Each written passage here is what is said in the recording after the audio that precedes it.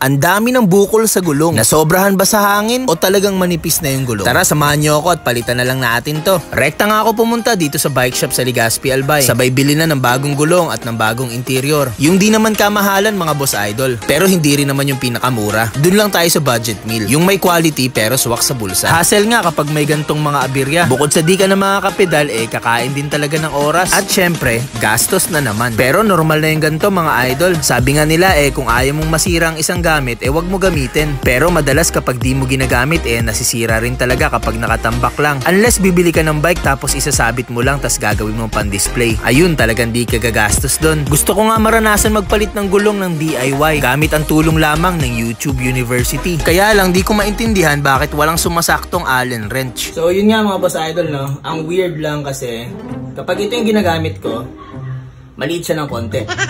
Pero pag ito yung ginagamit ko, malaki siya ng konti. So magkasunod lang silang dalawa, no? So mukhang ayaw talaga sa atin papalitan to.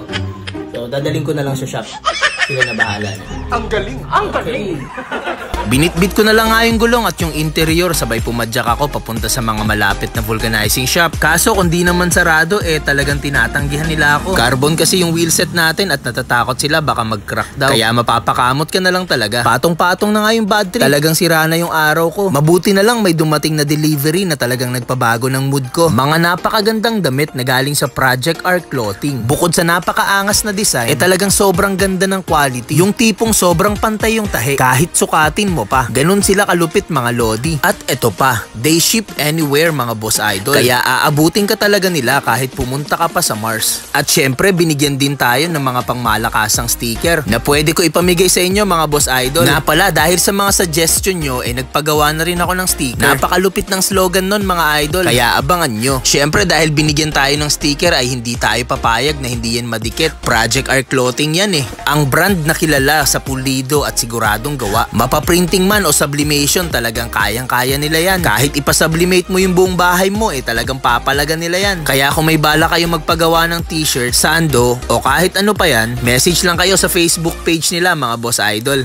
At dahil nga sa mga napakagandang damit ng Project Art Clothing, ginanahan ulit ako at nanghiram na lang ako ng Allen wrench. At susubukan ko ulit banatan yung pagpalit natin ng gulong. Mahirap na, baka banatan pa ng iba. Buti naman at sumakto na yung nahiram kong Allen wrench. Kaya sa wakas, matatanggal na natin yung wheelset. First time ko nga pala to gagawin mga boss idol. Ayoko naman isipin nyo na professional tayo pagdating sa bike. Sadyang may mga bagay lang talaga na gusto ko maranasan para matutunan. Tulad ng mga ganitong pagkakataon, para kapag nasiraan tayo sa daan, ay kahit papano meron na tayong idea kung paano masusolusyonan. Nga pala, wala tayong special tools na ginamit. Sadyang kamay-kamay lang at konting hilot. May napanood ako sa YouTube na ganito yung ginawa niya at naging epektibo naman. Ingat lang talaga at baka maipit, pero nadaan naman sa padahan-dahan at sa konting puwersa. Kung medyo nagdadalawang isip nga kayo, pwede nyo naman dali na lang sa shop at magbayad na lang. At least doon, sigurado. At meron kayong masisisi kapag pumalya. Hindi, biro lang yun. Pagkatapos ko nga matanggal yung gulong, pinunasan ko muna para siguradong walang residue ng dumi o kahit anong bagay na pwede maging sanhipan ng pagka-flat ulit.